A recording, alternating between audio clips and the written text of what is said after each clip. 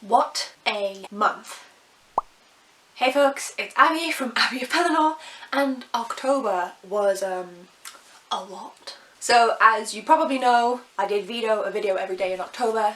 The playlist is there if you want to see them.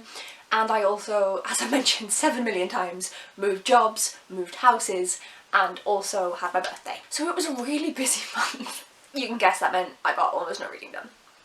Yay! Let's get into the books that I managed to finish and then the books that I've read parts of. If you see me looking down at all, I have the numbers down here so that I can check exactly how much I've managed to read. So first up, coming in at 455 pages, is The Sword of Light by Caroline Logan. This is the third book in the Four Treasures series, and I was kindly gifted this by the publisher prior to its publication date in the beginning of October, and I loved it so much.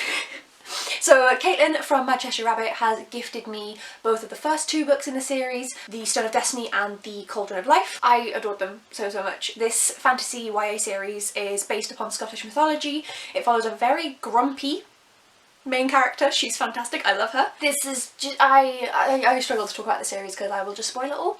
It's fantastic. It's amazing. I gave this 5 stars. I read it all on the 1st of October. It's fantastic. Not enough people read it. It's also published by an indie press that is based in Scotland, Cranachan Publishing, so I really do recommend picking this one up. It is just so much fun. It's one of those really deep action adventure stories where you're also deeply invested in the characters, so it has something for both plot-based readers and character-based readers. It's written so well. I love it. The next book I didn't read until the last week of the month, and that is Artificial Condition, which comes in at 158 pages. This is written by Martha Wells, and it's the second book in the Murderbot Diaries. This was gifted to me by Carrie from Caring for Books. We both love this series. Veronica from Veronica's Shelf gifted me the first book, and I adored it.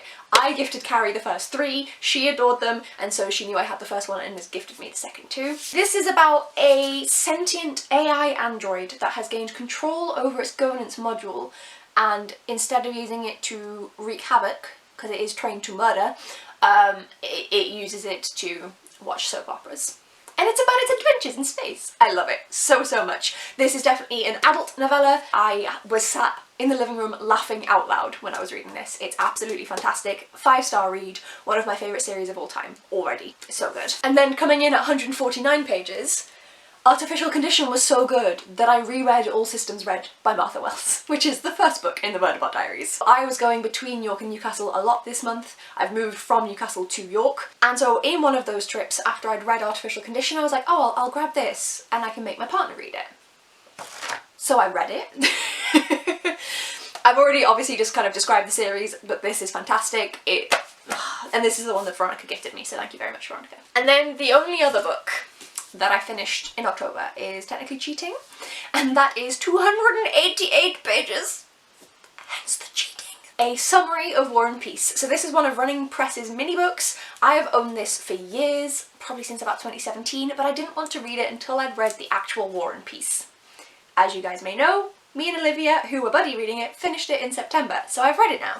So I read this. Both this and All Systems Red I was reading when I was really ill. I had a really bad flu from being in public for the first time in like 2 years. I read these when I was ill, and this is actually really good. It's a good summary. I think it captures a lot of the essence of the story, and also I enjoyed the summarisers. What's their name? It's Joelle, Herr. I enjoyed their humour that they interspersed throughout it. So this is actually a really good little book, and I'm now much more looking forward to reading the other copies of this that I have. And 1050 pages is what I have for the books that I actually finished in October. However, I did start some others / read bits, so yeah. First up, we have Cathy's Key by Stewart, Weismann and Brigg. I read 100 pages of this. This is the second book in the series, and it follows a teenage girl as she's dating an immortal. Then I read 95 pages of Fall of Giants. I was in September and then in part of October reading a chapter of this every single day. That fell by the wayside nice and quickly. This is a historical fiction based around the First World War, and we follow characters as they live through this historic event. Then one that I still haven't finished going through, and that is Major Labels by Kalefe Sanneh. This was gifted to me by the publishers. and I still haven't managed to finish it just because of everything. I read 129 pages of that this month, and this is a non-fiction book discussing the 7 music genres. Then I attempted to read The Bazaar of Bad Dreams by Stephen King, which is a collection of short horror novels because it's Halloween month, and I only got 95 pages into this. It's fine. It's not bad enough to DNF, it's not good enough to continue. I may DNF it, we'll see. Then I read 77 pages of A Song of Wraiths and Ruin by Roseanne Brown. I adored this so much, I just read it slightly too late in the month to be able to actually finish it off. I'm hoping it's not on my November TBR, but I'd like to get further into it in November. So yes, I really am loving this so far. It's fantastic. It is a YA fantasy series about, at the minute, how much can I say? I don't know how much I can say. But it's a fantasy series and it's got magic and it follows a family. And then for the last 2, which are both classics, so I read 144 pages of RL Stevenson short stories, including Dr. Jekyll and Mr Hyde. I finished that one, and I also finished Thrawn Janet, Markheim, Will o' the Mill and The Merry Men. And then I'm in Oh La La at the moment. They're fine, is all I'm going to say. They're not bad, but they're just fine. And then at 106 pages, I read some more of The Three Musketeers. Again, this is one I was supposed to be reading a chapter of every day. That fell by the wayside.